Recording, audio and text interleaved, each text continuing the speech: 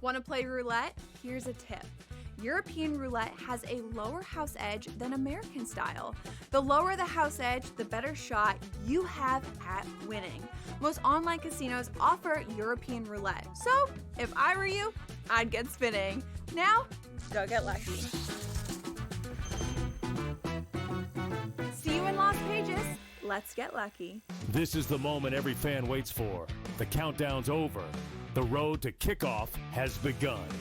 Play is here to stay. I'm not going to name names, Kevin. From win totals to player props, from division races to MVP debates, we've got eyes on every camp and data feeding 24/7, breaking down every angle across the league.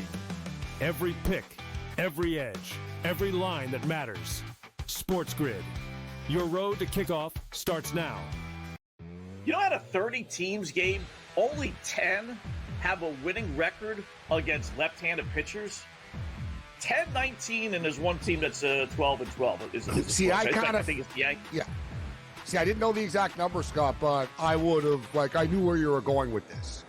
In which there's just not as many left-handed hitters. They're not as good against them. In-game live, only on SportsGrid. You have to imagine it'll be Rory and Tommy. So that is just such a strong foursomes pairing. And then I look over here at the Americans. I'm like, golly, if Patrick Cantlay, they just need him to make the team because you got Scotty and Russell. If Xander's going out, you have to him and Pat have been so good in the foursomes. Bryson's going to have to play. Who's he going to play with? The Smiley Show, only on.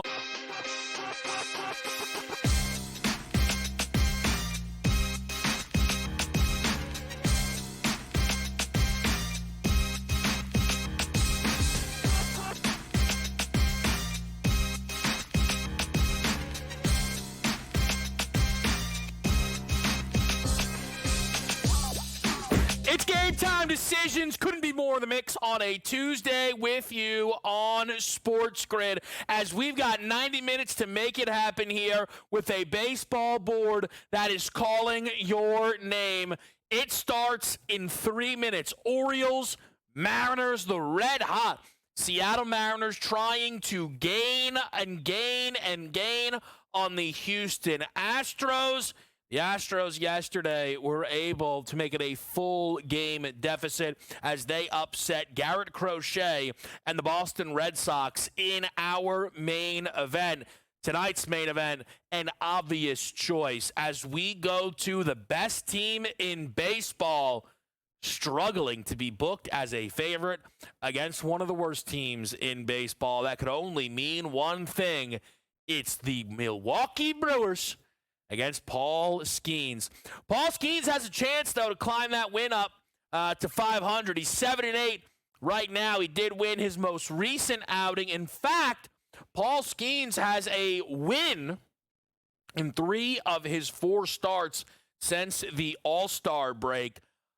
I am a little tempted by the Paul Skeens outs recorded market because at last look, we had a 17.5 posted where you're then just asking Skeens to get to 6 innings. Now, that was minus 146. It looks like that's been ripped up to minus 155. Maybe it is a safer play as a parlay piece at this point in time. You have to imagine at some point, though, Skeens is allowed to start throwing 100-plus on the arm again. And I think as we've continued to watch the market move in really all of these award races, it feels like Skeens today, I don't want to say it's the closer, but could Paul Skeens get to minus 1,000? He's minus 650 as we enter today's slate. Could Paul Skeens get to minus 1,000 if he throws a gem and upsets the Milwaukee Brewers? I think that's on the board. I do. And another takeaway from this, talking with the team here before the show, this number, when you factor in home field advantage, shows if you were to remove that, and I know we don't play neutral site in Major League Baseball. It's not like there's a Super Bowl to put your eyes toward, but it gives you an idea of power rating. The Pirates plus Skeens are not far behind, if behind at all, to the best team in baseball record-wise, and their ace in Freddie Peralta. I think it shows right now, again, the team behind him needs more. That's the Pittsburgh Pirates.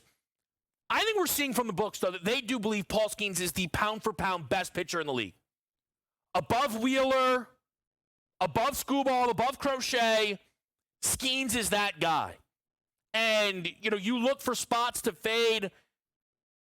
I'm never really all too interested in fading Paul Skeens, and today is no different. I think it would be a little bit easier to get Paul Skeens today at, if you were getting plus 140, plus 150. I even looked into the reverse run line, right? Hey, if the Pirates are going to do it, maybe they do it by multiple runs.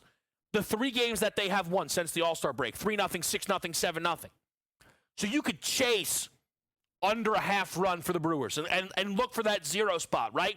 Get a bigger payout for backing Paul Skeens against the team with the best record in baseball. It's hard to feel like you're getting a great number. The reverse run line was barely plus 175. I'd look towards that over the outs recorded, but where that juice sits now, you'd wish you would get alts in those markets and maybe push for Skeens to go 7 in this game. I am sure he's juiced up to try and stop the Milwaukee Brewers and their current 10-game win streak, which has pushed them 30 games over 500. And it's continued to move their market. By the way, the World Series numbers have been moving. That divisional race has continued to move up to minus 500 now in the NL Central. There's been a lot of movement there for the Milwaukee Brewers, who currently sit with not just the best record in the NL, but the best record in Major League Baseball. Now let's get in the mix. Where are we going to get involved? Reds Phillies is at 640. Yesterday the Reds blew 1. Guardians Marlins as well. I don't mind any Jose Ramirez looks if you would like on a Tank Tuesday. Kyle Stower's a staple of the show. Maybe he's got some pop. Here is where the home runs line up for our team tonight. I'm going to Aaron Judge. Hand up, accountability pie. Not my best cap you've ever seen. Judge is due for a home run. And it's a Tank Tuesday. I'm playing Aaron Judge. They take one of those 50% odds boosts that are out there in the market, slap it on the big man, get closer to plus 250. I think Judge goes deep today for the New York Yankees. Cabo Chris. Not Casino Chris for this next week. Cabo Chris. I am tempted to see if Chris, despite going on vacation, submits a play every single day of his vacation. Odds would say yes. Yes would be the favorite. Goes Josh Naylor, plus 420. Adolis Garcia looks sharp. Texas Rangers, Sam Yarnell. AJ, a little history for Big Pete Alonso. Mets sure could use it. It does feel like a bit of a zag spot with the Braves here. Strider, almost plus 120 against Clay Holmes. I didn't bet it. Braves jumped out a little bit. They did a little bit. Trey Turner for Pat, plus 450. I don't mind that. It's a nice little price there on Trey Turner. Still really one of baseball's best hitters. That game is coming up shortly. Let's put some best bets on the menu here as well. I am going to play a money line for a best bet. Yesterday, my goodness, man. Angels, Dodgers. I feel like I was trying to will the Yamamoto will be ace level stuff into existence in hindsight. He got lit up, and then it was supposed to be fine. It's 7-0, top 8. We're under 8.5. Ohtani goes deep. Probably should have got him on that 2-2 count instead of getting it to 3-2. That's all right. Just throw him a meatball. It's a solo shot. It's fine. Next thing you know, it's Max Muncy for a 3-run homer. Game ends 7-4. We lose the under. I was none too pleased. I'm going back to some NL West action, though. Give me the Giants money line, minus 118. Couldn't get the job done yesterday against the Padres with Logan Webb on the mound. Logan Webb's been a little here and there, though, recently. That's why it was a stay-away game. Robbie Ray, much better than Nestor Cortez. I'm not sure Nestor Cortez is good anymore. Robbie Ray is solid. He's been really good in the Bay Area. Giants get back to 500, and they get themselves in the win column, stopping a 3-game losing streak and stop a 3-game winning streak for the Padres. Cabo Chris, both teams to score 3, his favorite market. It's D-backs, it's Rangers, it's minus 115. We had a little Tigers love here from Sam with a White Sox first 5 over 4.5 in the Detroit special. Dodgers, Angels over the 9.5 for AJ. I got to tell you, it's a good over. It's a stay-away game for me. They beat me up last night. I was not happy about it. Tell you, we're watching, sitting on the couch. Netflix is on. Mrs. falls asleep. What are you going to do? It happens. It's late. But I take the opportunity. Perfect match. That's a pause. Let's head over. Let's check out how things are looking in this. Just in time to watch Ohtani hit a ball 600 feet. I figured I'd stick around for the pain. I didn't appreciate that. So I'm staying away from that game. AJ's going to get in the mix on the over 9.5. I'm not mad at it. Mariners team total for Pat. Kirby's got the ball. Seattle's got a lot of juice. I should have got to that earlier. That's 100% blame by me. Minus 142 is on the Mariners. All king. Who could we pair that with? Seattle Mariners. We need it. Let's get it 2.5. Let's find a couple of dance partners here now. Shout out my guy DRS, man. We got a Mariners team total at minus 142. That is where we are set up tonight to start this Major League Baseball board. We got a lot of good stuff for you. We're right back in the mix. It's a quick break. It's Game Time Decisions on SportsGrid.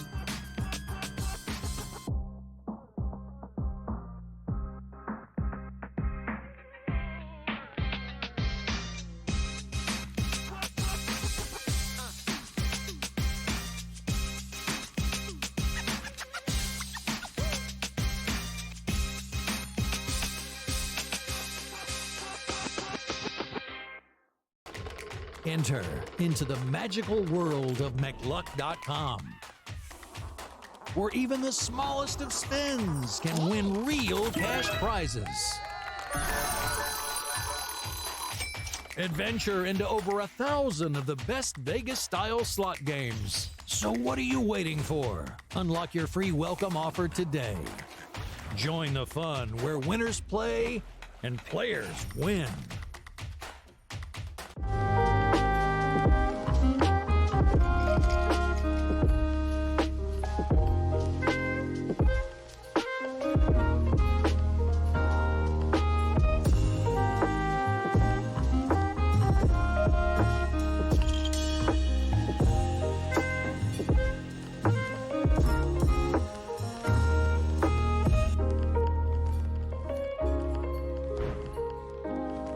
We're going to go through every single thing, and I've got a great team behind me that's going to help me get the job done. I want this to be the place that people come to. There is going to be an energy to Game Time Decisions that you will feel night in and night out. We are going to hit every single one of those markets that you need to know about. We will have everything at our disposal, and we will use that to our advantage. There is not going to be a better place, I promise you, than Game Time Decisions. I'm Kevin Walsh. Tune in to Game Time Decisions weekdays on SportsGrid.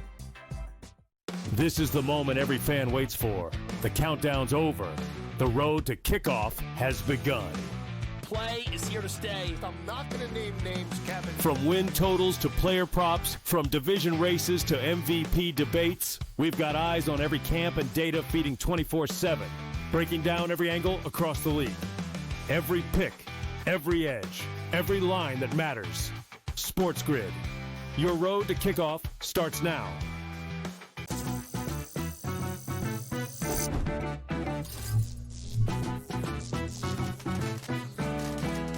Did you know sportsbooks tend to draw up tighter bet lines for events that get even more bettors, like championship games or major matchups? My tip, try betting on less popular sports. You might have a better shot at beating those odds. Now, go get lucky. See you in Las Vegas. Let's get lucky.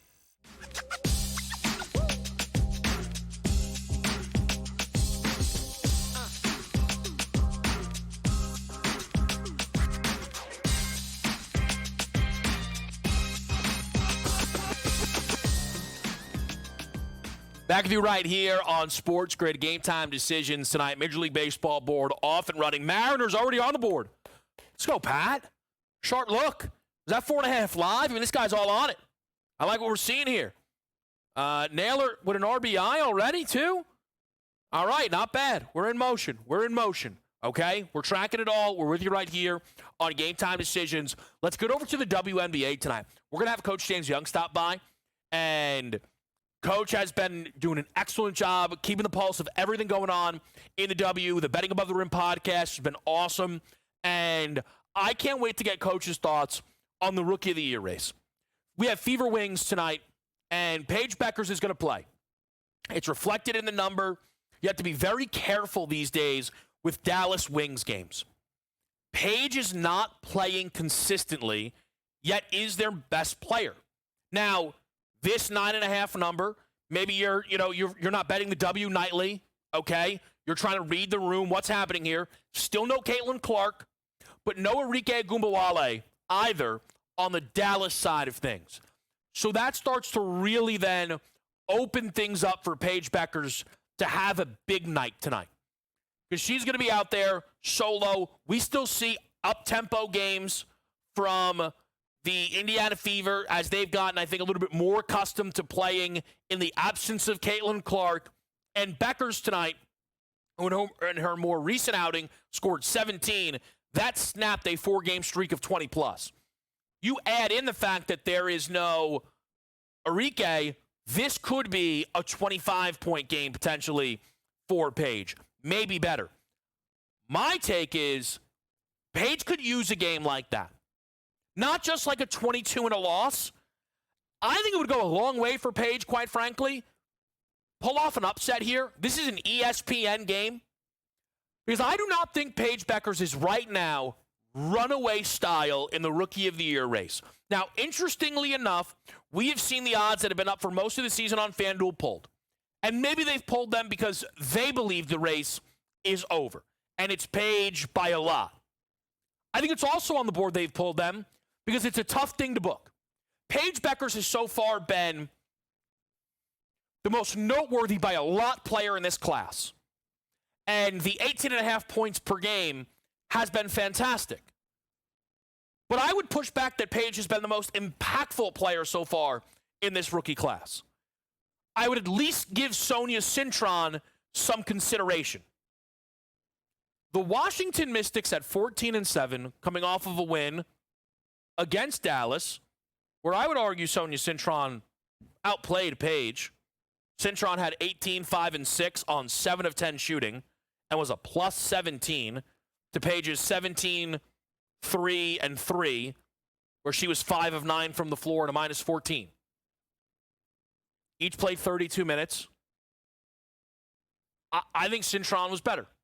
Now, it is not just a one-game thing for Sonia, but do understand, it's not as if the Mystics were supposed to be better than the Wings.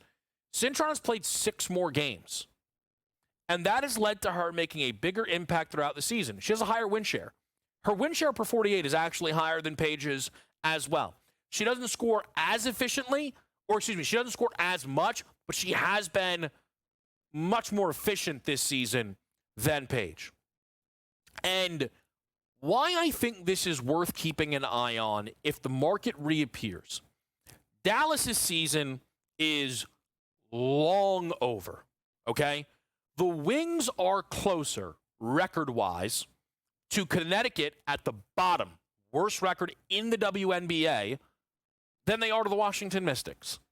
So the Wings are being incredibly cautious with Paige, as they should be.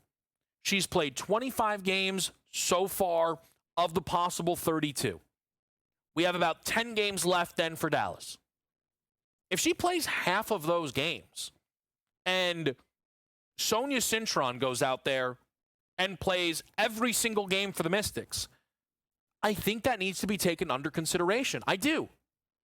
And I think that is something to watch tonight to see if Paige puts up a big performance or struggles in a loss, and does that market reappear? Another piece of WNBA market movement, and you could easily argue we could have started with this tonight, we have a new title favorite. The Minnesota Lynx have crept now in front of the New York Liberty. The Liberty are struggling to find consistency in the absence of Breanna Stewart. And you would probably be quick to try and suggest that the market moving against the Liberty, considering this has happened with Stewie's absence, is misguided. The problem with that is the Lynx just keep winning despite not having Nafisha Collier. The Lynx lost their first game of the year at home to the Atlanta Dream and have responded with a 5-game winning streak with multiple wins over the Liberty in that run, including one at New York without Nafisha Collier. These teams play again. These teams play again on the 16th, a Saturday, and then play again on the 19th. Now, I don't know what kind of booking that is.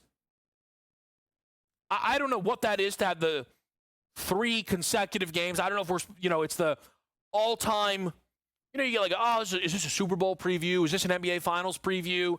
This is just a literal WNBA Finals preview. At New York, at Minnesota, at New York. Like, they're not even any consistency in when the games are. But we have ourselves a new title favorite in Minnesota. What's also interesting is this has coincided with Fee losing ground in the MVP market. Now, that for many would probably not make sense if not for understanding that Nafisha Collier is currently missing games. And up until this point, Nafisha Collier has played 26 games, okay, out of a possible 32. And we do not have a set and obvious, this is when she will be back. Alyssa Thomas is making history with her triple-double streaks. And she had the 3 consecutive streak just recently snapped, but on the year is averaging 16, 9, and 9 on a very good Phoenix team. There's a lot up for grabs still in the WNBA, and it's been a lot of fun to follow. Quick break, back with you here. Game time decisions, an update on the baseball board next.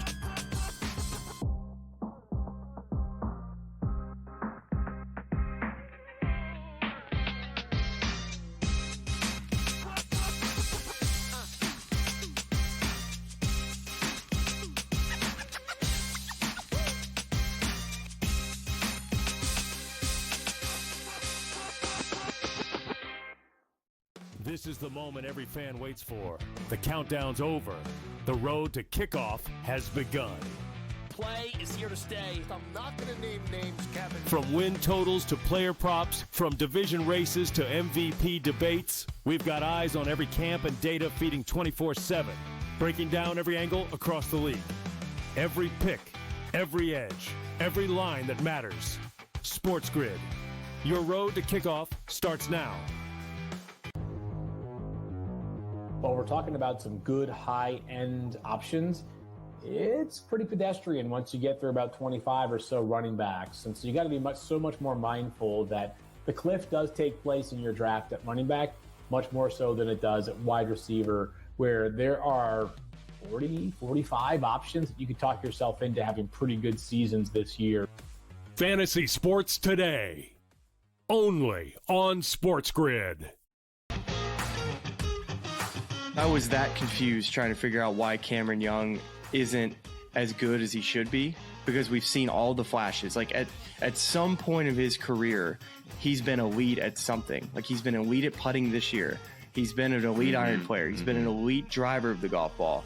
So check out this chart I had to get. We got a chart. Look at this chart that I had to come up with. The Smiley Show, only on SportsGrid.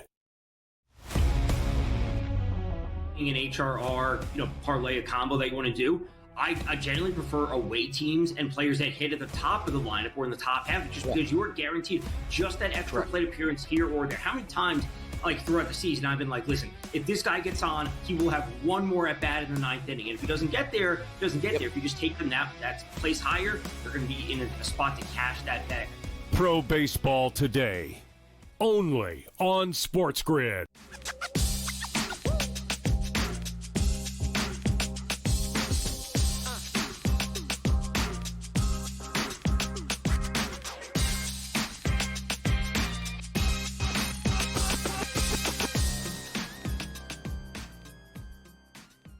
Game time decisions with you here on a Tuesday night. At the top of the hour, it's Kevin 7. 7 NFL season-long player props. Last year, we've been doing on SportsGrid the season-long player props for a couple of years now, and there's ebbs and flows of how comfortable I feel. But one of the nice things of kind of getting out in front of some of the NFL research and having, some stuff set up, okay? And I wanted to make sure that we were ready to ramp up that NFL conversation for everyone here on Game Time Decisions, is I felt a little more emboldened in some of these markets. So last year, the only one that I played was Bo Nix over the season-long passing. And Nix looked like he was going to be one of the rare play the whole way, not get there guys because of how low the passing volume was for Bo Nix to start the season. Now, again, first game, 138. Game 4, 60. I was like, oh, my gosh. Started to get there, though. And he played the whole way, which is important. He flew past it with the 3,700. I found 7 that I really, really liked. And I think the one tempting thing will be, should we just alt them all? Because, I mean, goals, you go 7-0. Could we go 5-2 on alts, though? And then that's worth it? We'll see what you think. We're going to do that in about 5 minutes right here. 7 best season-long player props in the National Football League. That's at the top of the hour. We also have Coach James Young stopping by. We're going to get his picks on the WNBA tonight. And I really can't wait to hear what Coach has to say about that Sonia Cintron case. He's been keeping his eyes on that Mystics group all season long. We also have Brady Cannon coming in. Brady always sharp with the golf picks. And I am curious how he feels about the weekend that was, the Tommy Fleetwood collapse. And we get closer to contest season here. Brady always does a really good job keeping the pulse on that. Not just the NFL, but that college contest that he's been alluding to. So we're going to start to work our way into that. That's all coming up at 7 o'clock. Now, Major League Baseball-wise, your Nerfy and Yurfy players, what's happened, what hasn't happened? We already said Seattle gets you home if you play Yurfy in the start of Mariners-Orioles with a nailer RBI. We're going to go Yurfy again. That's Guardians-Marlins. J-Ram homered. I played Judge instead of J-Ram. That's on me. That's on me. That's on me. Yesterday, we sing the praises of J-Ram on this show with our guy Matt Fontana. And I just played chalk judge. Oh, no. That's all right. Kyle Manzardo follows it up with a solo shot of his own for his 21st home run of the season. Manzardo had that incredible spring. Power starting to carry over a little bit this year. It's Nerfy in Cincinnati, Philadelphia. If you are a believer and the Reds cannot be swept, root in the Phils today, because you are going to get a plus price tomorrow on Hunter Green against Chris Sanchez, I imagine. We'll see if that's the situation we end up with here on this slate. The Phils were favored after a big comeback yesterday against the Reds. They're getting no hit for a stretch of that baseball game. Philly ends up winning it 4-1. A little weather delay in Chicago, Detroit right now. Let's just re-rack quickly tanks and best bets before we get to 7 o'clock here, where we're going to do Kevin 7. We'll start with the best bets on this slate. For myself, let's go Giants money line. Give me Robbie Ray tonight against Nestor Cortez at home. I think the Giants stop the bleeding with a bigger pitching advantage than that number would suggest. Cabo, Chris, D-backs, Rangers, each for 3 runs in a big-time over yesterday, despite Nathan Eovaldi being on the mound. That Cy Young case likely blown up yesterday. Even off a bad day for Crochet, Eovaldi needed to be more than perfect probably to get there. Doesn't get there yesterday. Looking for more runs for Chris. Yarnell goes first 5 over. We have a little weather right now delaying up the start of White Sox Tigers, but he's going to go first 5 over the 4.5. Dodgers Angels over the 9.5 for AJ. Mariners team total over 4.5 for Pat. And then if you want a couple of home run shots, Aaron Judge. I'm going to be upset about that one until Judge goes deep. I did boost it if it makes it any better. I don't think it really does. Naylor plus 420 for Chris. We've got Adolis Garcia plus 480. I feel like Garcia is a blast from the past. I remember that World Series run. What a time it was. Pete Alonso for AJ. Trey Turner for Pat. Kevin 7.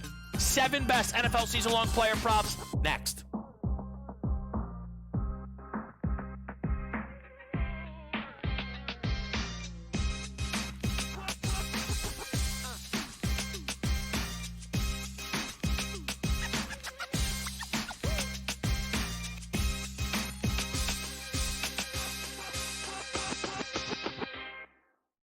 This is the moment every fan waits for. The countdown's over. The road to kickoff has begun. Play is here to stay. I'm not going to name names, Kevin. From win totals to player props, from division races to MVP debates, we've got eyes on every camp and data feeding 24/7, breaking down every angle across the league. Every pick, every edge, every line that matters. SportsGrid. Your road to kickoff starts now. While we're talking about some good high-end options, it's pretty pedestrian once you get through about 25 or so running backs. And so you got to be so much more mindful that the cliff does take place in your draft at running back, much more so than it does at wide receiver, where there are 40, 45 options that you could talk yourself into having pretty good seasons this year. Fantasy sports today, only on SportsGrid. I was that confused trying to figure out why Cameron Young isn't as good as he should be, because we've seen all the flashes. Like at some point of his career, he's been elite at something. Like he's been elite at putting this year.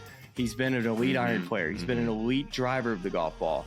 So check out this chart I had to get. We got a chart. Look at this chart that I had to come up with. The Smiley Show, only on SportsGrid. An HRR, parlay a combo that you want to do. I generally prefer away teams and players that hit at the top of the lineup or in the top half, just because you are guaranteed just that extra plate appearance here or there. How many times, throughout the season, I've been like, listen, if this guy gets on, he will have one more at bat in the ninth inning. And if he doesn't get there, he doesn't get there. If you just take them that place higher, you're going to be in a spot to cash that day. Pro Baseball Today, only on SportsGrid.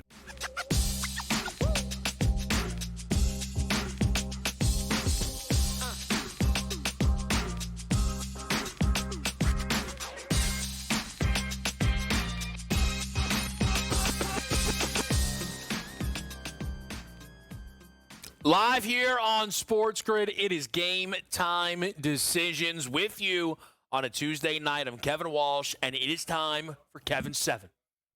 7 things. Is it a rank? Is it a list? Is it some juice? Is it some value? Is it the futures market? It is 7 NFL season-long player props. There were 7 that really stood out to me as we get set for this NFL season.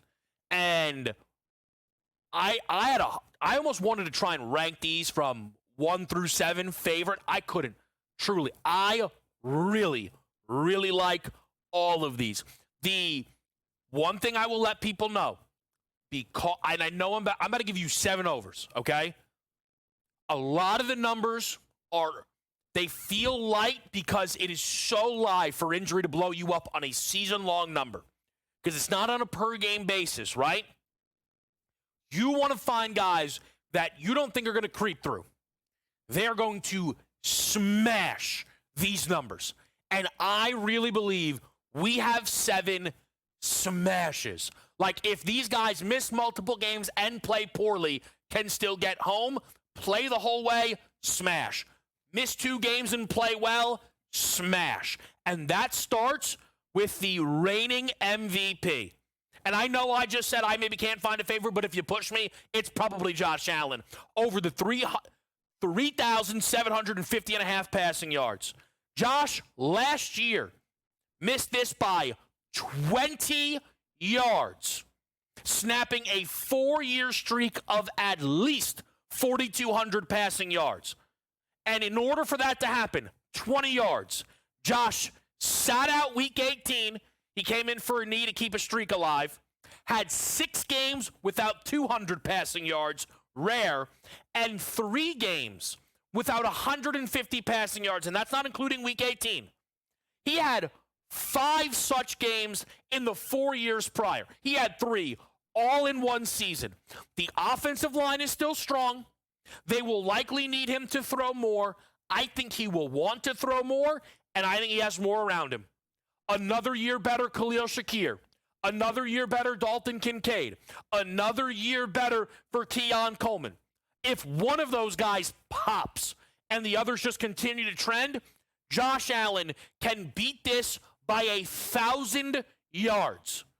37.50.5 for the reigning MVP in a division, by the way, that overall could be a tick tougher. Josh last year, again, removing the Week 18 nonsense, threw for less than 200 yards a game against AFC East teams. A little bit tougher in division. Josh smashes this number. Another quarterback who could absolutely smash his prop, that's Cam Ward.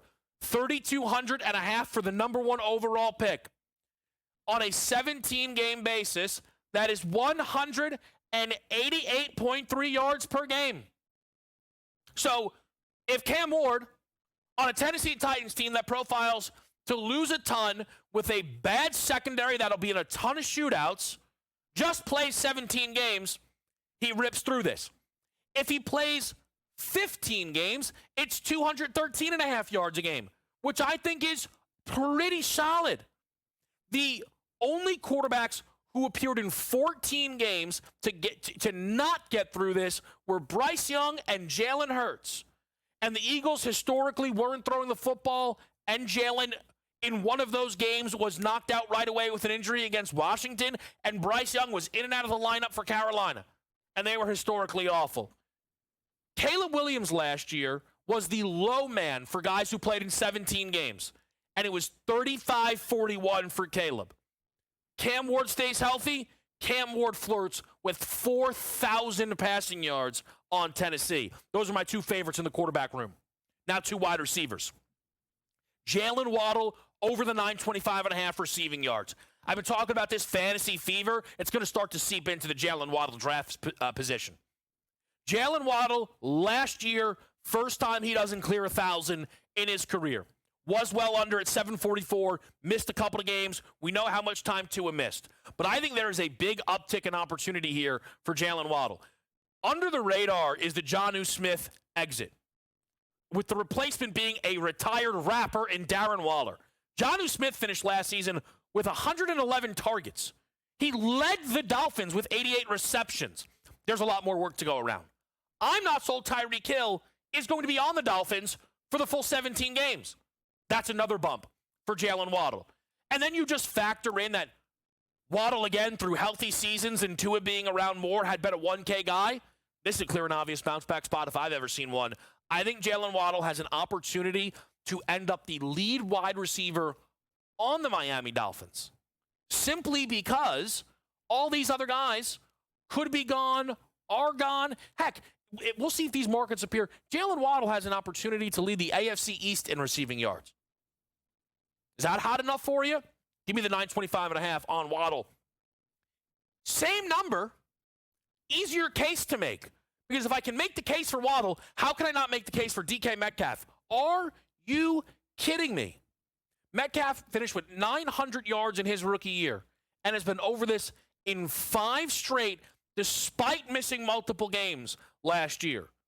This Metcalf number almost says Pickens actually wasn't traded and we've all been baited.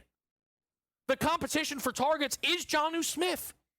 And respectfully, Jonnu Smith is not on the level of DK Metcalf. Jonnu Smith became such a funnel for Miami because it was just a weird season with a lot of injuries.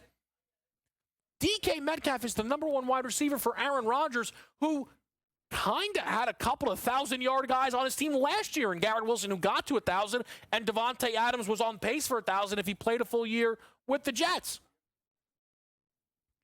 DK Metcalf has also, I feel, competed for way more, been in tougher compete for target rooms in his time in Seattle. I think Metcalf is a 1,000-yard wide receiver even if he misses games. Quite frankly, DK Metcalf could be a 1,000-yard wide receiver even if you see Aaron Rodgers retire midseason. 3 running backs. Ramondre Stevenson over the 625.5 rushing yards. He's the starting running back on this team. I don't know what else you want me to say. I get Trevion Henderson is electric. The beauty in that is Trevion Henderson is electric in a way where they're going to get creative in how they give him the football. Trevion Henderson's not going to run the ball 20 times a game. He didn't run the ball 20 times a game at Ohio State. That's not who Trevion Henderson is. And this is a Patriots team with a super easy schedule who projects to flirt with postseason positioning. That's going to get Ramondre Stevenson legitimate work. 625.5 for an RB1 on a depth chart with a team that I think can make the playoffs, have a legitimate chance? Ramondre Stevenson over the 625.5. Amari Hampton over 850.5. LA Chargers rookie running back. I love Hampton. Here's the easiest sell. J.K. Dobbins ran for 905 last year in this offense in 13 games. Any questions? I don't even know if Najee Harris can see. I am not worried about competition in this Charger backfield. And Amarian Hampton was awesome at UNC. Amarian Hampton, if right now, I don't think this will change, likely ends up my offensive rookie of the year pick. 850.5, this guy should be a 1,000-yard rusher. And it's not like we should lower expectations for rookies because you see all the expectations that are currently sat on Ashton Genty's plate. Last one, Chuba Hubbard, 950.5 for the Carolina back. He went for just under 1,200 last year in 15 games, despite the fact that they weren't a real football team for over half the season. He averaged 123 rushing yards per game in their 4 wins last season. If they win 6 games, he's going to be on a Saquon pace. 7 season-long best bets in the NFL player prop market. We'll be right back on Game Time Decisions.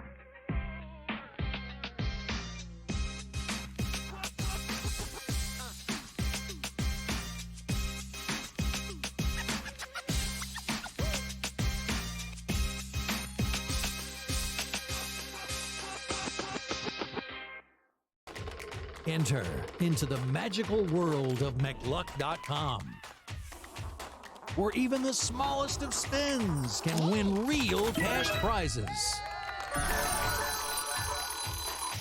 Adventure into over 1,000 of the best Vegas-style slot games. So what are you waiting for? Unlock your free welcome offer today. Join the fun where winners play and players win.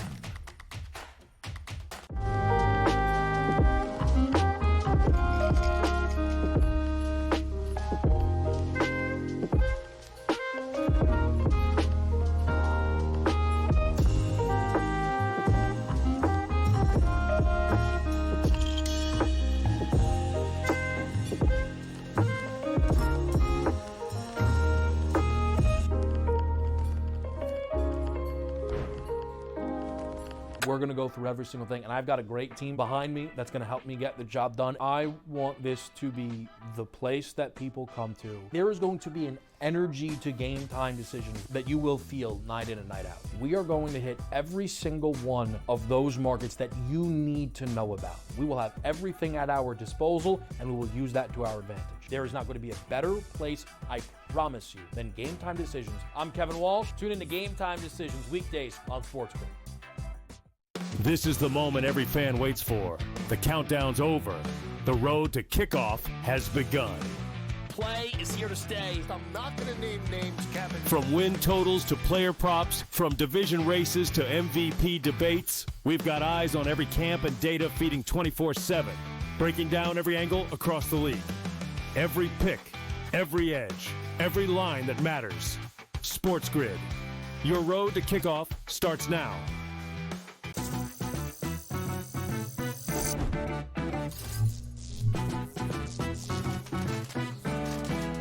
Did you know sportsbooks tend to draw up tighter bet lines for events that get even more bettors, like championship games or major matchups? My tip, try betting on less popular sports. You might have a better shot at beating those odds. Now, go get lucky. See you in Las Vegas. Let's get lucky.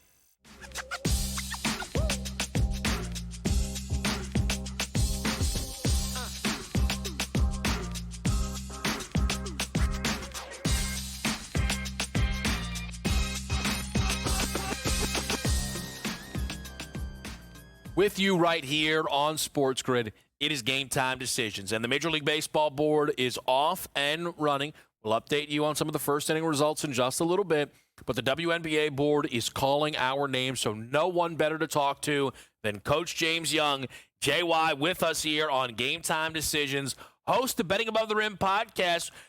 We're not doing our thing on weekends anymore as we move towards football season. It was a heck of a year with JY. Nobody do it, I'd rather do it with. We had a lot of fun. Shout out Tom Vecchio and everybody behind the scenes as well who helped us get the job done. But it's important to remind people That Betting Above the Rim podcast still absolutely rocking and rolling. JY, it's great to talk to you. Remind the people the when, the where, the who, the what, the why for that BATR podcast. Yeah, Kata, we're going every Friday. It's going to be released until about 4 or so weeks before the regular season starts. Then we'll go back to twice a week. We'll go through previews, go through each individual division, look at things I like, things I don't like, and then obviously we'll get going.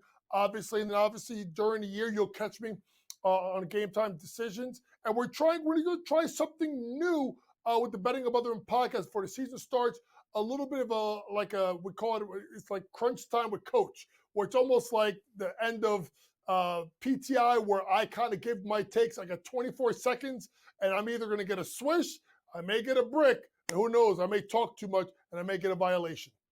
Listen, I'll say this. Won't be many bricks. Violation, I don't know. JY gets down, he'd be like, no, he's calling clear outs. They're like, Coach, the game ended. He's like, no. ISO, baby. JY, let's start with this 7:30 game here in Indiana. Fever, 9.5-point favorite. Still no Caitlin Clark. Paige is going to play for Dallas. Arike out for the Wings. Where are you finding value in this game? Well, obviously, it was 6.5 until Arike was ruled out. That's why I jumped up to the 9, just so people want to understand how much a player like Arike Wumbuwale, who's been better as of late, how that affects the market. I'm laying the 9 points for a team that's won 6 out of the last 8 games, and the Fever really starting to hit their stride. Meanwhile, Dallas has lost the last 4, not covered in the last 4 games. They're kind of going the other way here, and they're starting to line up those ping pong balls. Remember, those 5 teams in the WNBA who don't make the playoffs go into the lottery. And obviously, you're looking at people like AZ Fudd. You're looking at people like Lauren Betts. You're looking at people like Olivia Miles, depending if you need a big, a wing, or a point. They're going to probably take AZ Fudd because of Paige. But that's why I do like minus the points. In regards to the props, I'm going to go over 18.5 with Paige Becker. She's really been absolutely dynamic. It may have moved a little bit with Arike being out. But when you look at Paige, let's be honest, the last 3 times she's played Indiana, it doesn't matter if Caitlin Clark is there or Caitlin Clark is not there. She's gone 20+. I don't know someone on the other side that stops them. And at the end of the day, this league is right now banking on someone like Paige Beckers, let's be honest, Kevin, who has delivered the goods, particularly since she came back from injury earlier in the year. Yeah, but there's one thing you alluded to, JY, that I want to stick on, okay? Dallas being careful with Paige, eyes on the lottery. The Rookie of the Year odds have recently been pulled. But I was saying earlier in the show, Coach has been following this all year long. I don't know where you're at on it right now, but I want to put this up again. Paige Beckers side by side with Sonia Cintron, because Sonia outplayed her the other night. By the way, there's no debate on that. Sonia outplayed her the other night comfortably. She's played more games, higher win shares, the more efficient player. I'm not saying it's Sonia by a lot. I think there's a case to be made. Would you agree, or do you think this Rookie of the Year race is over? I think it's over, but it's not going to be unanimous. I think Sonia's going to get votes. And listen, it's more than Sonia Cintron. It's been the play Kiki Ariafen. It was the play of Brittany Sykes before she got traded. Now, obviously, with Brittany Sykes being traded to Seattle, that opens up more opportunities for Sonia Cintron. And it's great because as a women's basketball coach, this is UConn, Notre Dame rivalry coming right back to full circle in the WNBA. But shout out to Sonia Cintron, someone I've got to see and play and watch her play with the AA organization called the Hoopers out of New York, and obviously pay for my really good friends, Kevin Lynch and Tony Lee at the Philadelphia Rise. It did a fantastic job. But Sonia's been fantastic. I'm not shocked by it. I just think when it comes down to the name Paige Beckers, it's going to carry a lot. I think Sonia gets votes, but Paige is the Rookie of the Year. I think, here's what I would say, JY, and you tell me this is unfair. If Paige only plays in half of their remaining games and Cintron ends up filling up and plays the full, it's 42, correct me if I'm wrong, but I don't think I am, for the Mystics, I think that has to matter. Is it 44? It's 44? I think it's 44, if I'm not mistaken, yeah. JY, does that not matter? If also, the Mystics were not supposed to be better than the Wings. It's not like Sonya went to a better situation. That wasn't the expectations here. I just think it should be I think that needs to be look, I know sometimes I take these award races and I'll drag them out, right? Like, I didn't give up. I was like, Ohtani, I don't know. It's okay. Ohtani's going to win NL MVP. It's fine. It's over. And I do not know if this Paige thing should be over, JY. The Wings are terrible, and she is now on a Joel Embiid schedule. Yeah, I think that to me, if Washington makes the playoffs, especially after trading Brittany Sykes, right, for a first time in a 9-year WNBA career, made the All-Star game, then there's a little bit more of a case. It's just hard to go against the name. The name, that's fair. Let's be honest, Kevin. It's the UConn machine, and they've been waiting for this kid for years to come out. And I'm not knocking Sonya. She's done a great job this year. And Washington, I'm sorry, Angel Reese, Washington may have that best young core, because remember, Georgia Mori, the point guard, tore her ACL. She was going to be the starting point guard. They're going to be a problem for years to come. And shout out to them. They actually made a shrewd move. Sent Aaliyah Edwards up to Connecticut Sun last week. She can go back and play in Connecticut. Opens up more play time for someone like Iriafen to be the star along with Sonia Citron.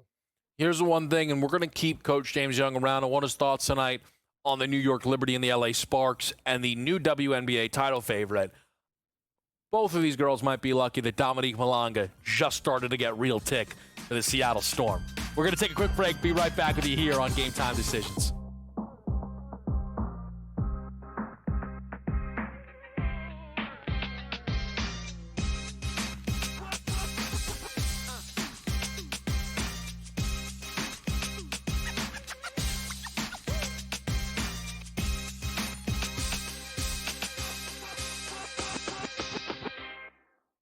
This is the moment every fan waits for. The countdown's over. The road to kickoff has begun. Play is here to stay. I'm not going to name names, Kevin. From win totals to player props, from division races to MVP debates, we've got eyes on every camp and data feeding 24/7, breaking down every angle across the league. Every pick, every edge, every line that matters. SportsGrid. Your road to kickoff starts now. While we're talking about some good high-end options, it's pretty pedestrian once you get through about 25 or so running backs. And so you got to be so much more mindful that the cliff does take place in your draft at running back, much more so than it does at wide receiver, where there are 40, 45 options that you could talk yourself into having pretty good seasons this year. Fantasy Sports Today, only on SportsGrid. I was that confused trying to figure out why Cameron Young isn't as good as he should be, because we've seen all the flashes. Like at some point of his career, he's been elite at something. Like he's been elite at putting this year. He's been an elite iron player. He's been an elite driver of the golf ball.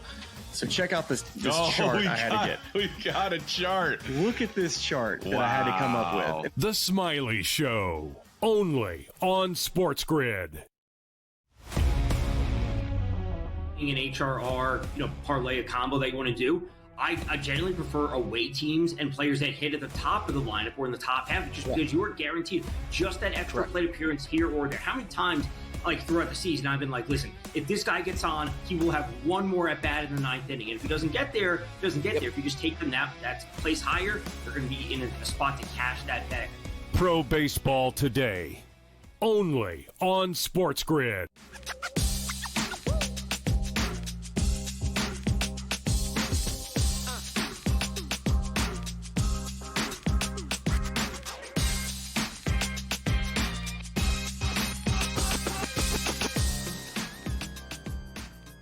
Game Time Decisions on this Tuesday night. We find ourselves joined by Coach James Young for just a little bit longer as the New York Liberty and the LA Sparks are in action late night. Under the radar, not if you are following the WNBA nightly, but if you are a little removed from the W right now, the LA Sparks just keep winning. And they don't blow anyone out. They love a good close game. They'll play a nail biter. That's good by them. The Seattle Storm ended up on the wrong side of those. They're having a tough little run at it. It's the Liberty at LA, who are 3.5-point favorites. JY, tell me, if you are involved in this game, how are you getting involved? Yeah, I'm actually taking the New York Liberty team total over 90.5 points. You're looking to be like, wait, what? Like, they've been going over in 5 or 6 straight games. But the way LA plays, they get up and down the floor, and they also give up 86 points per game on the defensive side of the ball. So to me, when I look at the New York Liberty, who literally are not the title favorites, it's the Minnesota Lynx, because they got absolutely worked in the second half. Probably, I would say, the last 12, 13 minutes of the game. No Nafisha Colley, no Breanna Stewart. But the way that the Lynx just shut them down also proved to me why Sandy Bordello is not as good of a coach as Cheryl Reeve. Let's just call it what it is. But I'm going over 90.5 tonight for New York Liberty. I think this is a big bounce back spot. And the interesting thing, K-Dub, is I don't know if people saw this, but the one person that kind of came in and checked the Liberty after the game was Emma Messman, who just got there, and they've taken the minutes restriction off of Emma Messman, and she's proven to be what we thought she was going to be, K-Dub, which is a Swiss Army knife. Could do a little bit of everything. So where am I looking? I'm going to go Emma Messman over 8.5 rebounds plus assists. She's gone over the last 2 games, right, since the minutes restriction has been lifted. And then you look at the fact of with Emma, she's got to keep Brink and Dorica Hamby off the boards. So now she's got a rebound, and neither one of them are 3-point shooters. But then you look at the fact that she's such a good passer in the post and at the high post. The LA Sparks give up the 3rd most assists per game in the W because of the amount of points they give up. Liberty team total over 90.5 points. Emma Messman over 8.5 rebounds plus assists tonight. Now, I'm glad that you mentioned Emma because she is one of the additions that I know for you, Coach. When added to the Liberty, you felt like this team was going to be runaway style. The problem is a Stewie injury started to slow them up a little.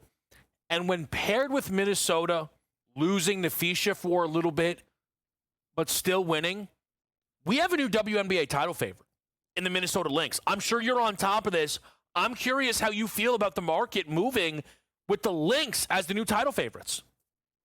Kevin, it makes sense. They dominated them last year in the regular season too. And if it wasn't for, let's be honest, maybe a bad call in Game 5, they were the WNBA champions and not the Liberty. But there's a trade that no one's talking about. It's Najee Carrington going to Minnesota. Why? Because it unlocks Kayla McBride to not be the defensive stopper and be the shooter. And that makes them more dangerous when they get everybody back. Now, when they get everybody back, both teams, I still think the Liberty could take them in a 5-game series. It will be extremely close because here's the thing. When the game slows down and gets into the half court, you will see at times, and Natasha Kyle will be in that mix, obviously. If you're Sandy Bordello, I want you to think about this in a half-court game where you got to have someone that can create shots, you got to be able to pass the ball, be smart, but secure rebounds. They can go Sabrina Ionescu at 5'9", Leona Fevers at 6'4", right? They can go Breanna Stewart at 6'5", Emma Messman at 6'5", and Jonquil Jones at 6'6". How the hell are you getting a rebound on that team? So to me, that's when but here's the thing. It reminds me of the Nets back with KD, Harden, and Kyrie. Are we going to see them whole enough? If we see them whole enough and Stewie comes back, then I think the Liberty are the favorites. But it's hard to go get Cheryl Reeve because she's the best coach in the WNBA. Now, that is a great breakdown. That is... Hold on. It's important I say this to JY. This is important because he's not going to have enough time to yell at me and tell me to stop. He'll do it in the break. JY, if this Aces team can just win one more game, I'm so back in. Oh, I'm so back in. This Vegas team's got it going on. 4 over 500. Aja best in the world. 30-20. Come get this work, baby. I'll see you, Coach. No.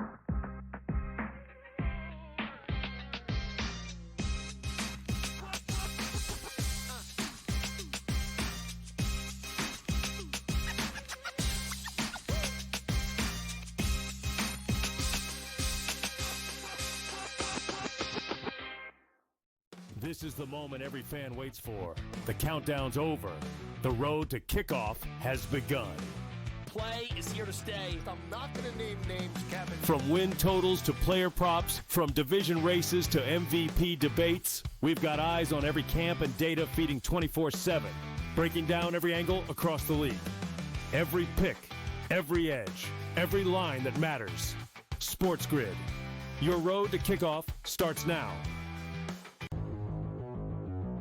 While we're talking about some good high-end options, it's pretty pedestrian once you get through about 25 or so running backs. And so you got to be so much more mindful that the cliff does take place in your draft at running back, much more so than it does at wide receiver, where there are 40, 45 options that you could talk yourself into having pretty good seasons this year.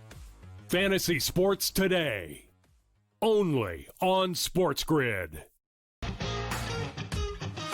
I was that confused trying to figure out why Cameron Young isn't as good as he should be, because we've seen all the flashes. Like at some point of his career, he's been elite at something. Like he's been elite at putting this year. He's been an elite iron player. He's been an elite driver of the golf ball.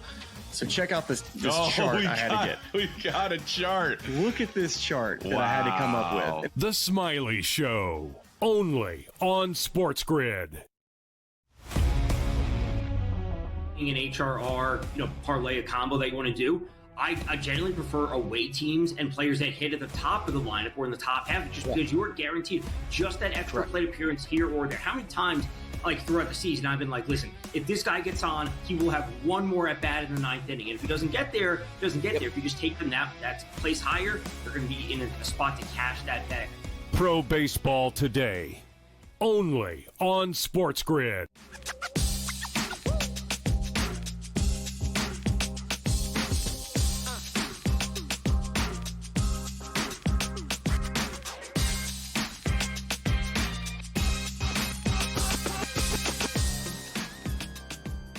Game time decisions. Quick update of the baseball board. Uh-oh. Let's get odds. AL MVP market. Hold on a second.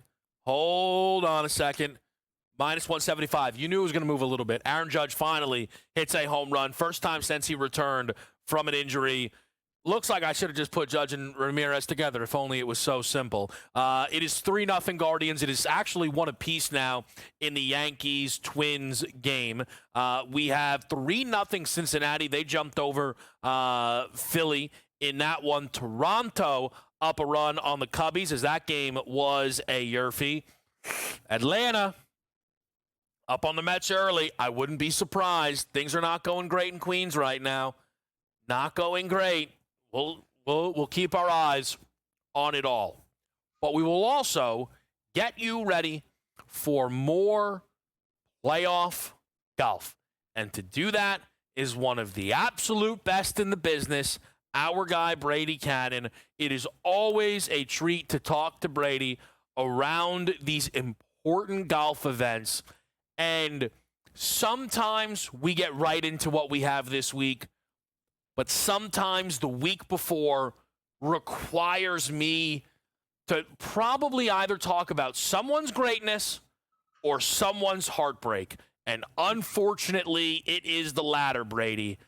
Tommy Fleetwood, who admittedly, if I had a tick longer of an attention span, I'd probably end up with a couple of dollars on heading into Sunday. He finally breaks through. I ended up not doing it. But in a way, I almost wish I could have basked in the heartbreak of so many others, as Tommy Fleetwood had this thing in the bag and ends up not even being a part of the playoff and can't close the door last week at St. Jude. Yeah, just really unfortunate to see once again. And they interview him after the round, and he was like kind of lost for words. He just kept going like, I don't know. And then, he kind of sprung back into his cheery attitude, and he was a pro about it like he always is. And he put a smile on his face, and it's just getting really tough. Now, I will say, Kev, he didn't really blow this one. Not like he blew the Travelers Championship. What was that, 6-7 weeks ago, where, he made a couple of errant shots down the stretch that really cost him, what would have been a victory. In this case, he didn't really make any mistakes or poor shots. I mean, he had one hole late. I believe it was the 15th hole that was a par 5 that everybody was making birdie on. It was the easiest hole on the golf course, and he made a par. So that was certainly a glitch, but he didn't like hit one into the water or miss a shot, this and that and the other. All that though, you gotta have your foot down on the gas, and you gotta make some birdies, and you gotta go low. He shot 1 under par for the entire day. That's not going to get it done. JJ Spawn shot 65. Justin Rose, what did he shoot? 67, 66, something like that. I mean, if you're going to be a champion, you got to go out and get it, especially when the conditions were extremely benign. I mean, he went into the day with a 1-shot lead over Rose, and then he also caught the break of not getting Scottie Scheffler in the final pairing. It looked like it was going to be Scheffler in the final pairing, and then Rose makes a birdie to close out on Saturday. So now you got his buddy and Ryder Cup teammate, and a fellow Englishman.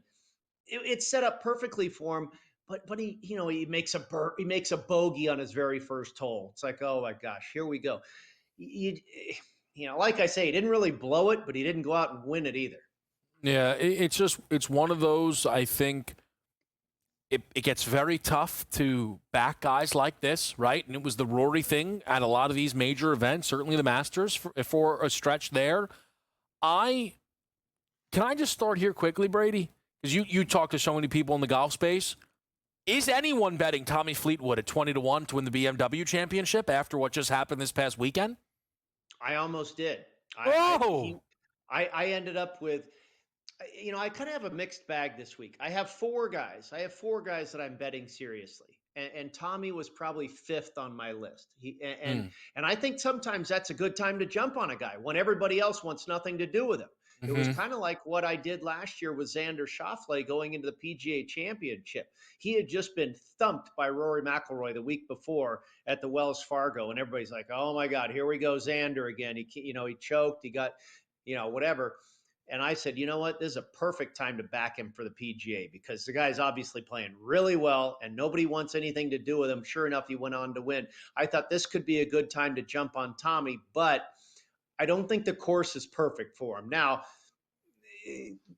almost any course is good for Tommy Fleetwood because he's that good of a player. But this one, I believe, is really going to cater to the Bombers. It is a beast of a golf course, 7,600 yards, and it was a par 72, and now they're making it a par 70. So, I mean, when you only have two par 5s on a 7,600-yard golf course, that is long. And Tommy's not the longest guy in the world. So I went with some bigger hitters. Like I say, I have 4 reasonable plays. And then I also took a couple of stabs on some long shots. Now there's only 49 guys in this field. So it seems weird to say I have 6 outrights, but I really don't. I've got 4. And again, a couple of others are just for funny money at nearly triple digit odds. It's funny because what you said right there too in the beginning though, of if everybody's off, it's time to get on. Yeah. It's one of the all-time gut check bets. The people who step up to bet Tommy, I feel here. I tip the cap, and I'm not, and you're the type of person who's more than willing, right? You probably just found a couple of guys, as you said, you laid it out, you like a little bit more. But what is Zag? I wonder, and I know these books tweet these out. I wonder what that hold looks like on a Tommy this week for some of these books there and how exposed they may be. Now, we're going to have Brady here for a little bit if you have the time, Brady, so we don't have to run through every single guy that's on the card just yet, but maybe who's that top dog for you this week heading into the BMW Championship? Well, he's one of the most popular guys that I've seen in the space, in the golf betting space this week. And it's not necessarily a surprise that a lot of us are on the same people this week. And I haven't talked to the Stewart brothers, Cam and Keith, and as far as who they like this week. But I imagine we're probably reading each other's mail because everybody is on Ludwig Oberg and Cam Young. And both of those guys are driving machines. They drive the heck out of the golf ball, and that's what we've got as far as this golf course, Caves Valley in Maryland. This was home to the BMW Championship in 2021 when Patrick Cantlay and Bryson DeChambeau went into a playoff. And the course was softened by rain that week, and the players were just absolutely tearing it apart. But again, it still very much favored the Bombers, a la Bryson DeChambeau. And Cantlay isn't exactly short. He was averaging nearly 315 yards off the tee that particular week in 2021. So now, like I mentioned before, they've made this thing even longer. It was under 7,500 yards as a par 72 in 2021. Now they've lengthened it to 7,600 yards and taken a couple of shots away from you as well. So I think it plays into the hands of the longer guys even more so now. And so Oberg and Cam Young were at the top of my list. Oberg won at a big boy 7,800 yard golf course earlier this year, Torrey Pines. Cam Young, that's always been the strength of his game, is off the tee. And now the putter's really hot for the young man as well. He comes off of his first ever PGA Tour win a couple of weeks ago at the Wyndham. What does he do last week? Finishes top 5 in Memphis. I mean, things are going well for Cam Young right now. So those were my first 2 looks, and I'm one of many people on those 2 guys this week. Cam Young really stands out, too. You talk about sometimes you see one go through, and can you now start to pile these on top of one another? And This is a guy, look, there's a miscut in this run, but of his last 7, he's been 5 or better in 4 of them. So this is a guy playing really, really well. So you start to see why it stands out to someone like Brady. We're going to keep Brady around, get the rest of that card, maybe talk a little Rory McIlroy, maybe a little college football. It's all here. It's next. It's Game Time Decisions. We're live on SportsGrid.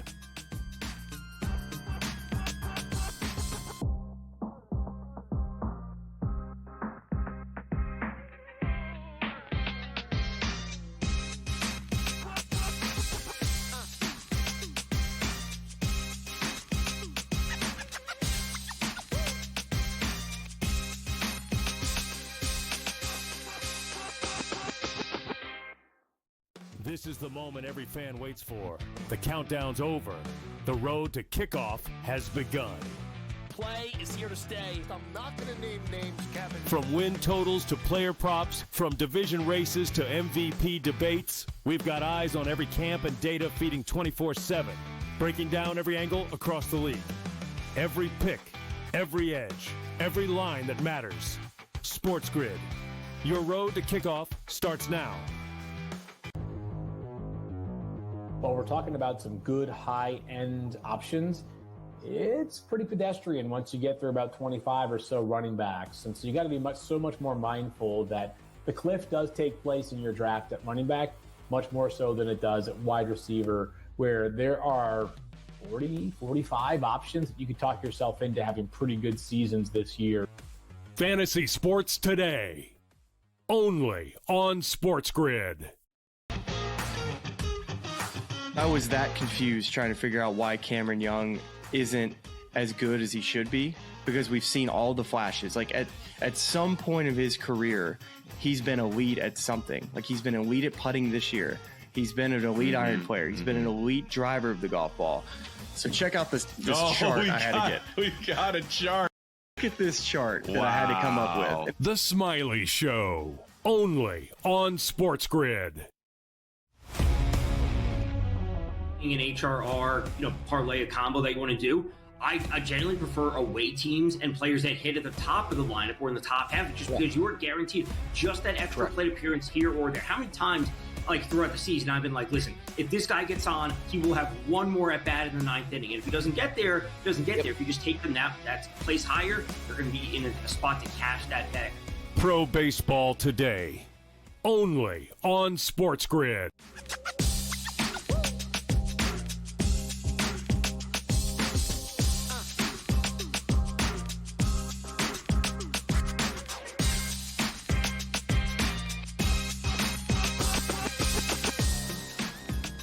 Game Time Decisions is live here on a Tuesday night. In 15 minutes, you're going to get some in-game live coming up with a lot of coverage, I'm sure, on this Major League Baseball board. The Mets did grab it back. How about an Alvarez 2-run homer to make that game 3-1 now on Atlanta? Mets need a win here. Not much else doing in terms of new information on that baseball board. We are joined by Brady Cannon here on this Tuesday night. We always talk a ton of golf with Brady. He is, still, a part of that group of golf guys here on this network, and I don't care. That still extends to Mike Carver, of course, Keith Stewart and Cam Stewart, and they are the best at what they do, and it is incredible to talk to Brady each and every Tuesday. And we're, now that I'm here 5 days a week, we got Cam Stewart in the mix on Wednesdays, which is just great for this show, and it's great to have Brady here. We've talked about Cam Young. We've talked about Ludwig. I'm sure you've picked up on it, Brady. I don't really say his last name much anymore. I can't, I'll let you handle that. Where else does the outright card go for you at the BMW? I went back to Ben Griffin, Kevin. This guy's been so steady this year, and he is sneaky long off the tee. If you look at the last 24 rounds, he is 14th in this field for driving distance. I didn't even really know that about Ben. I knew he hit it pretty long, but apparently hits it even longer than I thought. Great with the irons. He's a great putter, has another top 10 finish to his credit last week. This guy has 9 top 10 finishes on the season, including 2 victories. So I like him to play well once again this week. Why not? And then my last guy was a guy that I haven't been on. I don't know if I've been on him since the beginning of the year when we hit him at Kapalua, and that's Hideki Matsuyama. He has been through a little bit of a slump. But as of late, he's starting to find that form again, and the guy has played, big boy golf courses very, very well, and I think he could have a good week this week. His last 4 starts, he's finished top 20 each time. He hasn't missed a cut in over 3 months. So I think Matsuyama is live to have another good week here. Oberg, similar story. Went through kind of a slump after winning at Torrey Pines. 2 top 10 finishes in his last 3 starts. So some of these guys that were hot at the beginning of the year are finding their form again, and I think they could be live this week. I mentioned Griffin, and then the other play there on what did I say? Griffin and Cam Young. We know Griffin's been hot all season, and Young really hot as of late after getting his first win. And then the 2 long shots that I took, 70-1 on Taylor Pendrith, who has played big. He's a long hitter. He hits greens in regulation. He's a great long iron player. He was 5th at the PGA Championship at Quail Hollow, which is another big boy golf course. He's done extremely well with a couple of top 10s at Torrey Pines. So at 70-1, I thought that was, a good price on a guy that makes a lot of sense for this course. And then almost of the same mold is Thomas Dietrich. And I found him, I've seen him as low as like 100-1. I found him at 180-1. I was like, that is way too high for this guy. I mean, there's only 49 players in the field, and Dietrich has that length off the tee. He's done well at all these big, long golf courses, and he can also putt the lights out. He's one of the best putters in this field. So, like I say, those 4 guys were kind of the guys, you don't like to have 8 outright plays in a field of 40-something, right? So, the top 4 there on the board was a little bit more the serious plays for me. And then the Taylor Pendrith at 70 and the Dietrich at 180 were just a couple of shekels, some flyers on some long shots. But I think they make sense this week. I got to tell you, though, what you've now done is made me look at, who are the last actual names. And, Thomas Dietrich, right, the 180, 150. Just currently pulled up the FanDuel numbers here. I see Dietrich at 150. Yeah. Tom Hoagie, I think is what Cam calls him, is 500, which is just like, and then Brian Campbell 750-1. What do they not have caddies? What's happening? No, you're right. Hoagie, he's not the right fit for this golf course. Hasn't been in great form as of late. Brian Campbell, infamously, famously, whatever, is the shortest hitter on the PGA Tour. And I just said this course is playing super long, right? So the odds makers know. But it was funny, if you remember, he won Tiger's tournament, I believe it was, the Worldwide Technologies at El Cardinal in Los Cabos early in the year. Big, long golf course. And you end up in a playoff with Aldrich Potkitar, who's the very longest hitter on tour, against Brian Campbell, the shortest hitter on tour, and who wins? Campbell. Of course he did. But, you never know, but I understand there's a reason behind why that guy's 750-1. I got to tell you, I need to never look at that again. If that isn't the most tempting thing I've ever seen. 50 guys here, I get 750-1? Right. Pretty wild. No, I mean, I took a shot with Mackenzie Hughes at the British Open at like 450 to 1. I literally put $5 on him or something because I'm like, that price is crazy. Mackenzie Hughes is a top 50, top 60 player in the world. Yeah. Well, he missed the cut, so. Yeah, what are you going to do? Sometimes the odds makers know more than you do. Just sometimes. It's remarkable. Look, we have plenty of time to talk contest stuff with Brady as we get closer, and will. I wanted to ask you this because I saw this earlier today, Brady. Just tell me before we let you get out of here if this is something or nothing. But a change of caddy for Scotty this week. What can you clear that up for us? Yeah, last week going into the final round on Sunday, Ted Scott, his normal caddy, had a family affair, family emergency. I don't really know what the story was that he had to attend to. And so this guy Doyle, I can't quite remember, Brian Doyle, I think is his name, had to fill in on last minute's notice for Ted Scott. And it's not like the guy's out of the blue. He's filled in for Scotty before. Ted Scott, I think it was at the PGA Championship last year at Valhalla when Scotty got arrested. I think Ted Scott had to miss that for like his daughter's high school graduation or something like that. So this guy has been with Scotty before. He came in for that event as well. Is there a correlation there that Scotty ended up not getting the job done last weekend with a new caddy? I don't know. But maybe the second go around, maybe they got it figured out this time around. I mean, Scotty's always Scotty. The formula, Kevin. I'm not going to bet him at plus 280, but if he's in the lead on Sunday at minus 500, he's going to get my money. And we will keep our eyes on that the whole way. Brady, we appreciate it. An important baseball update next.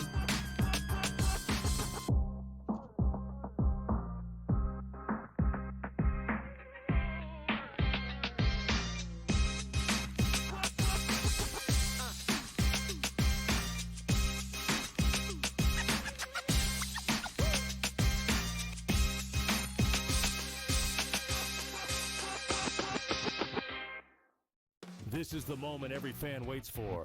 The countdown's over. The road to kickoff has begun. Play is here to stay. I'm not going to name names, Kevin. From win totals to player props, from division races to MVP debates, we've got eyes on every camp and data feeding 24/7, breaking down every angle across the league. Every pick, every edge, every line that matters. SportsGrid. Your road to kickoff starts now.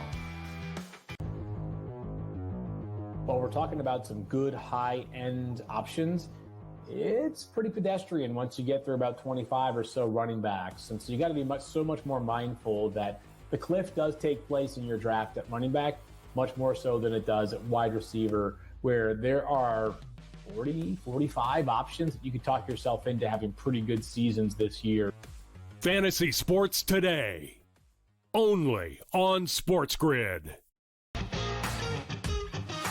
I was that confused trying to figure out why Cameron Young isn't as good as he should be, because we've seen all the flashes. Like at some point of his career, he's been elite at something. Like he's been elite at putting this year. He's been an elite iron player. He's been an elite driver of the golf ball. So check out this chart I had to get. We got a chart. Look at this chart that I had to come up with. The Smiley Show, only on SportsGrid. An HRR, parlay, a combo that you want to do. I generally prefer away teams and players that hit at the top of the lineup or in the top half, just because you are guaranteed just that extra plate appearance here or there. How many times, throughout the season, I've been like, listen, if this guy gets on, he will have one more at bat in the ninth inning. And if he doesn't get there, he doesn't get there. If you just take them that's place higher, they're going to be in a spot to cash that bag. Pro Baseball Today, only on SportsGrid.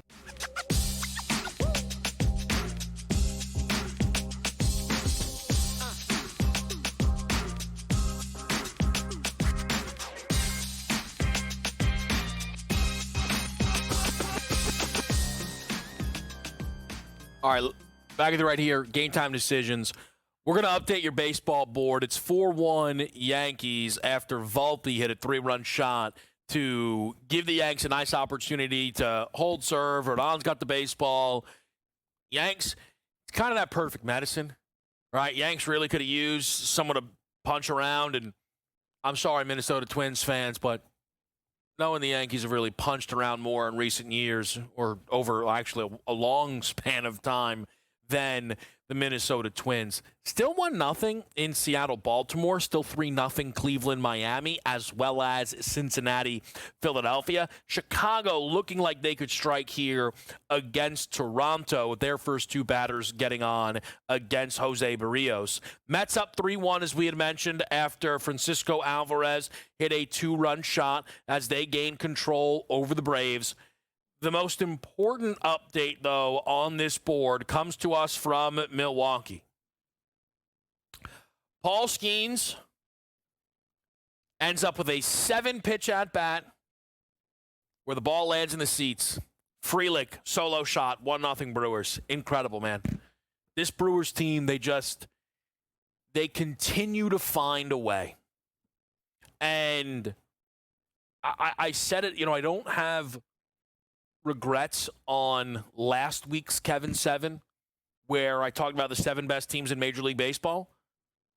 But look, sometimes you can't catch up quick enough. And again, any Brewer fan, I'm sure, I don't know if they'd be mad at me. They'd just be like, haha, see how wrong you were. And the books are still trying to play catch up, but it's not like they've, positioned this team as World Series favorites. I think the most fascinating thing is going to be where things sit at the end of the 5-game set and regularly. And I maintain that. I 100% maintain if it ends up a 3-2 series either way, then it is what it is. And that's most likely what happens. But if the Cubs can get back to Wrigley, head down, make a real dent, I think things get interesting. I do. And we'll see if the Cubs can handle their business against Toronto. I've talked about that being an important series to keep your eye on. And we will see where the market starts to move after that 3-game set for the Cubbies up north. I want to remind everybody about the K7 from today. 7 season-long NFL player props, my favorite 7, and just run through those pretty quickly because I want to just do something else right before we get out of here. Here are the 7 guys. 7 season-long player props. Yes, they are all overs. It's because I think they can all clear these massively. The quarterbacks are Josh Allen and Cam Ward. 3,750.5 for Josh. 3,200 for Cam Ward. 925 apiece for Jalen Waddle and DK Metcalf, as I think they've got a really good opportunity to... I think both guys can be the number 1 wide receivers in their situation. Metcalf, that's not a hot take. Waddle, it might be, but we'll see how the Tyreek stuff plays out. Ramondre Stevenson, Amarian Hampton, and Chuba Hubbard are your backs. Ramondre is still the starter in New England, and I think that is important to know. Amarian Hampton, I think, is going to be a star for the Chargers this year and likely ends up the pick for me to an offensive rookie of the year. And Chuba Hubbard last year broke out, and we continue to get a depressed number. They upticked that offensive line. He was averaging 123 yards per game last year in the 4 wins that he played in. I know that's not a lot, but it gives you an idea what Carolina likes to do when they are in control. Now, with about a minute left, and I'm going to try not to get choked up, and I don't think I will, but if I do, you'll forgive me. This show every single night used to feature Dave Sharapan. Dave's going through a lot of stuff. And it stinks sometimes when a couple things that really are just such Dave topics happen, and we don't have the ability to go to Dave.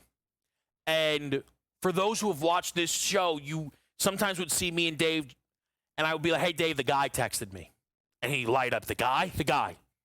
And, it's someone who's, he's not always getting to the window, but if he does, you want to know and you'd like to go the other way.